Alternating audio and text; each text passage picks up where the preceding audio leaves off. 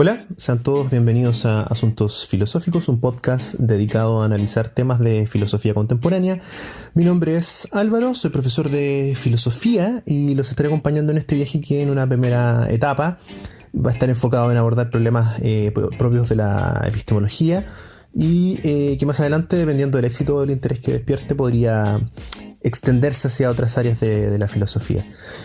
Eh, este podcast está pensado para estudiantes de enseñanza media o secundaria, o también de enseñanza superior que deseen introducirse en estos temas que a nivel de programas de estudio, a mi juicio, son poco tratados, por lo menos acá en Chile. Pero también está dirigido para quienes deseen adquirir herramientas teóricas que le permitan profundizar en la comprensión sobre ciertos problemas y discusiones que se vienen dando desde finales del siglo pasado hasta la fecha. En nuestro primer episodio les hablaré acerca de lo que en epistemología se conoce como el análisis tradicional del conocimiento, una concepción que según diversos autores sería la manera de definir el conocimiento proposicional más aceptada por los epistemólogos a lo largo de la historia. Veamos entonces en términos generales en qué consiste y cuáles serían sus principales implicancias. Pero antes conviene detenerse un minutito para hablar acerca de epistemología, de qué es aquello que normalmente denominamos con este nombre. La epistemología es una antigua disciplina filosófica cuyo objeto de estudio es lo que los griegos llamaron la episteme, es decir, lo que habitualmente traducimos como conocimiento al español, ¿cierto? Y aunque a lo largo de los siglos ha sido desarrollada con diferentes énfasis, es posible establecer que uno de los papeles más importantes que lleva a cabo es el de elaborar una definición más o menos satisfactoria de conocimiento, es decir, dar las condiciones individualmente necesarias y conjuntamente suficientes para que algo constituya conocimiento. Esto quiere decir que la epistemología, o una de las funciones principales de la epistemología, es poder indicar o señalar cuáles son aquellos requisitos o todos aquellos requisitos que deben sí o sí estar considerados en una definición de conocimiento. Por supuesto, intentos de definir el conocimiento ha habido varios a lo largo de la historia y comúnmente estas aproximaciones, por una cuestión de las características de la disciplina, dejan fuera algunos tipos de conocimiento tales como el conocer cómo, se conoce así, es decir, el conocimiento que tienen quienes pueden, por ejemplo, arreglar cosas, practicar algún deporte, etcétera, etcétera. Y también queda fuera el conocimiento de lugares, el conocimiento que alguien también puede tener directamente al tratar con otra persona, ¿cierto? El contacto directo con otra persona.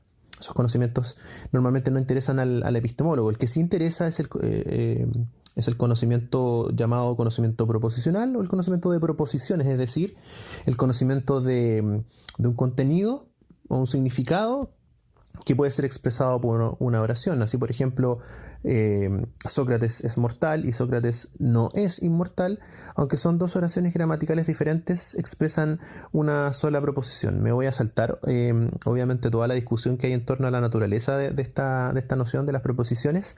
Quizás en algún programa futuro podríamos tratarlo, pero en términos generales la mayoría de los autores la entiende así, de esta manera. Ahora bien, se puede establecer que en las décadas de 1930 y 1950 se llegó a un consenso sobre una respuesta a la pregunta respecto de la definición de este tipo de conocimiento. De acuerdo con Edmund Gettier, en su famoso artículo ¿Es el conocimiento una creencia verdadera justificada? De 1963, la mayoría de los epistemólogos estuvieron de acuerdo en una definición que tendría un origen en Platón, particularmente en el Teeteto y en el Menón, esos diálogos, que dice que el conocimiento sería algo así como una creencia verdadera con logos, o con argumentación, con explicación, si se quiere. Gettier la formula del siguiente modo, en donde S es un sujeto que sabe que P y P es una proposición cualquiera.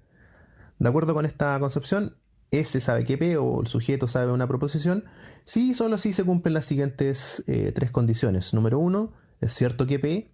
Número 2, S cree que P. Y número 3, S está justificado en creer que P. Tomando a Newton como sujeto de un caso de conocimiento, dicha concepción puede ejemplificarse así y probablemente puede quedar mucho más clara, ¿cierto? O se puede entender más fácil. Newton sabe que tiene una manzana en sus manos si y solo si, 1, la proposición tengo una manzana en mis manos es cierta o es el caso.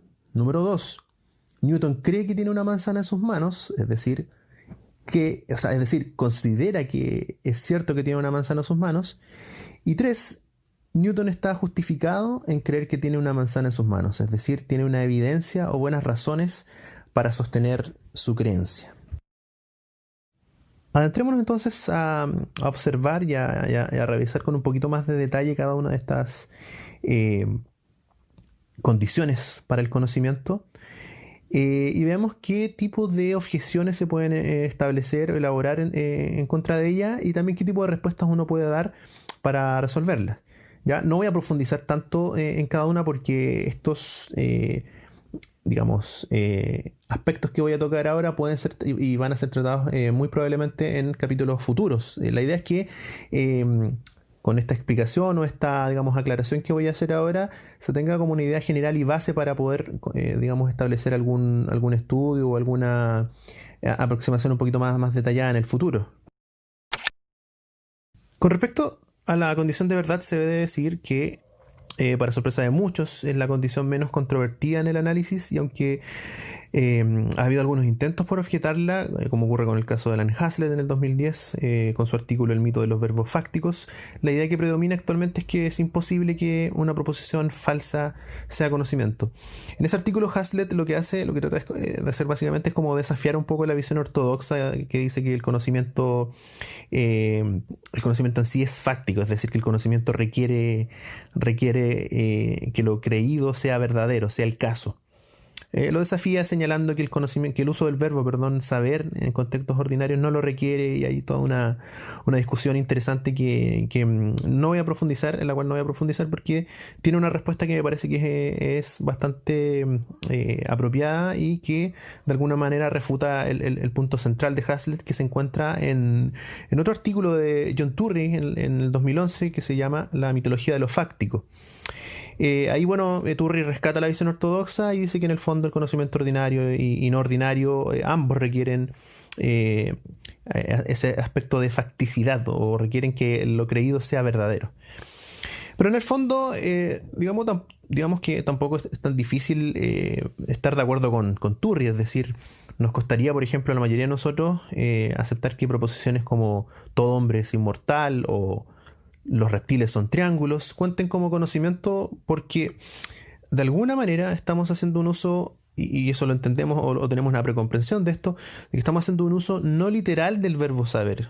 Igual que cuando decimos, por ejemplo, o cuando escuchamos frases como todos sabíamos que eras una buena persona hasta que nos mostraste tu verdadera cara, o ahora conoceremos la verdad del asesino confeso. Mientras que en el primer caso el verbo saber se emplea para designar a una creencia que se consideraba verdadera y justificada, pero que fue demostrada como falsa posteriormente, en el segundo se utiliza para referirse a la versión de los hechos de un asesino, independientemente de si esta coincide con la realidad o no. Normalmente se le puede permitir al verbo saber estas licencias retóricas, si se quiere. También hay una confusión respecto de nuestro conocimiento directo y el conocimiento descriptivo que muchas veces podemos tener acerca de las cosas. Efectivamente, conocer una teoría como la del terraplanismo, por ejemplo, no implica aceptar que esta sea verdadera, o afirmar que se sabe que la Tierra es una especie de disco volador que sube para mantenernos, fijados o pegados en él. Cuando yo digo que conozco el terraplanismo, si es el caso, estoy diciendo que conozco su tesis central, sus fundamentos, etcétera, pero no estoy señalando que sé que lo que éste dice sea cierto. Esta confusión se da cuando uno dice, por ejemplo, sabemos que hay muchos aspectos de la teoría de Newton, por ejemplo, que ya no aplican, que pueden considerarse falsos en algún sentido, pero cuando uno dice yo conozco la teoría, entonces uno puede decir, entonces, ¿cómo puedo conocer algo que es falso? Efectivamente, el hecho de conocer la teoría no implica que yo sepa la teoría, no implica que yo sepa que lo que dice es verdad. Son dos tipos de conocimiento diferentes, como mencionaba. Uno es directo y el otro es un poco más descriptivo. Eso con respecto a la condición de verdad. Con respecto a la condición de creencia, se debe decir lo siguiente. A ver, esta condición básicamente plantea que no se puede no creer una proposición que se conoce, o aquello que se sabe al menos debe ser considerado como cierto por el sujeto. Pero aquí uno puede plantear una pregunta y decir, ¿qué hay de aquellos casos en los que nos ocurren determinadas cosas que son tan sorpresivas que llegamos a decir, por ejemplo, no puedo creer que haya ocurrido esto, o no creo lo que veo. ¿Qué respuesta puede darse desde el análisis tradicional al respecto? Bueno, nuevamente estamos ante un caso de un uso no literal de los términos, uno podría decir, ya que cuando una persona dice este tipo de cosas, a lo que está apuntando en el fondo es que le cuesta creer aquello que está viendo o está en un estado de estupefacción ante lo que ocurre que le impide aceptarlo de inmediato. Pero en términos simples, no es que cuando ocurran cosas así no las creamos, porque si fuese el caso, no realizaríamos ni siquiera un comentario al respecto. Es decir, si yo no creyese, por ejemplo, que hay frente a mí un tigre de Bengala en la ciudad en la que vivo, por ejemplo, cuando de hecho lo está y es indudable, ni siquiera me atrevería a considerarlo. O sea, lo mismo ocurre con las acciones que uno puede realizar dados algunos hechos que no creemos, por ejemplo. Entre comillas que no creemos. De hecho, si yo no creyese que tengo a un tigre enfrente, simplemente lo ignoraría. Eso es lo que apunto en el fondo. Otro tipo de contraejemplo, popularizado por un artículo de Colin Radford, que se llama Conocimiento por ejemplos, y que probablemente muchos hayamos elaborado intuitivamente en alguna ocasión, y que intenta refutar la idea de que la creencia es necesaria para el conocimiento, apunta a lo que ocurre cuando, por ejemplo, un sujeto S responde a un examen en donde selecciona la alternativa A de una pregunta, que es justamente la alternativa correcta, pero este dice que no cree que sea la alternativa correcta. Lo que Radford cree constatar en este caso es que simultáneamente el sujeto número 1 no cree que la alternativa seleccionada de la prueba sea la correcta, dado que su elección corresponde más bien a una mera suposición, y 2, que sabe que la alternativa seleccionada es la correcta porque demuestra que hubo un aprendizaje o quizás una memorización del contenido estudiado previamente para el examen por parte del sujeto. ¿Qué podemos decir a esto? Bueno, básicamente que si uno acepta uno, si uno acepta que no cree que la alternativa es la correcta, entonces debería negar dos. O sea, no se puede aceptar uno y aceptar dos al mismo tiempo. O sea, uno debería aceptar que no cree, pero uno podría decir que él sabe que esa es la alternativa correcta. ¿Por qué?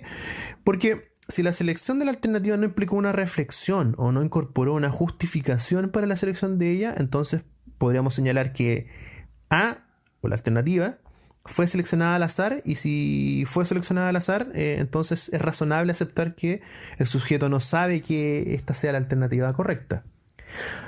Ahora, si efectivamente el caso evidencia la memorización o el aprendizaje del sujeto respecto de A, tal y como señala Radford, entonces la creencia de S es una creencia implícita en la alternativa A, ya que si la recuerda como correcta, esto es muy importante, y la selecciona como tal, dado su estudio previo, entonces no puede no creer que esa sea la correcta, pues ya corroboró estudiando que era el caso.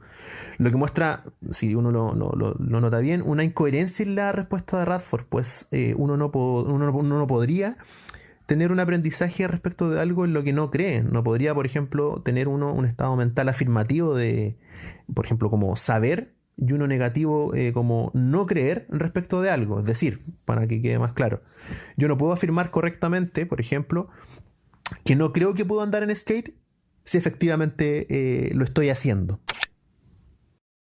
Bueno, hablando acerca de la condición de justificación, uno debe decir en primer lugar que es probablemente una de las más problemáticas y en la que menos consenso implique, ¿ya? Actualmente hay un sinfín de dificultades en intentar de responder esta pregunta de qué es aquello que justifica nuestras creencias. Hay toda una línea de investigación que en los últimos años, bueno, desde los 80 en adelante ha venido creciendo y ha venido, digamos, ampliándose, de manera que a mi juicio, y probablemente la mayoría de los que que trabajen en esto lo noten, hace muy difícil poder abordarla en poco tiempo, ¿sí? Bueno, pero se debe entender provisionalmente por justificación, como apunta Ernesto Sosa en su famoso artículo de los años 80, La balsa y la pirámide, como una propiedad tal que cuando es atribuida alguna creencia decimos que ella está garantizada, que es correcta o bien que es razonable. Eso es lo básico. Y a pesar de que vamos a dedicar un espacio particular en algún episodio futuro sobre ella, o quizás una serie de podcasts respecto de este problema, vamos a señalar que la justificación es una noción que, como señalé anteriormente, habría introducido Platón y que inicialmente se presentó como parte de una crítica que sospechaba de la idea de conocimiento como la mera creencia verdadera que había previo a Platón, supuestamente. Esta incorpora, como puede notarse a simple vista, un componente explicativo, demostrativo y o argumentativo, si se quiere, que nos permite separar con mejores herramientas a aquellos que saben efectivamente de aquellos que no saben. Ahora bien, no solo los especialistas en el área, sino que cualquier persona con estudios medios estaría de acuerdo con que uno no puede decir que sabe algo si no es capaz de demostrar cómo es que lo sabe. De hecho, la justificación en términos generales parece ser, digamos, parte de una manera intuitiva de probar la veracidad de los dichos de los demás y está supuesta en casi todas nuestras conversaciones o discusiones.